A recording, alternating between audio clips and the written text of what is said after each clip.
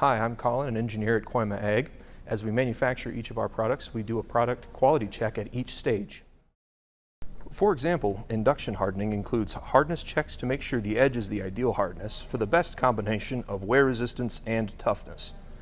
Parts coming out of our heat treat furnace are closely monitored by our in-house metallurgist to ensure the wear coatings perform their best.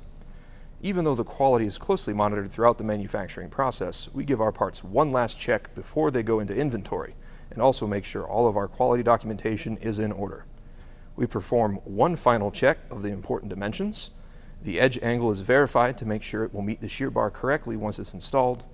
The size of the hard facing is verified to make sure you get the maximum knife life.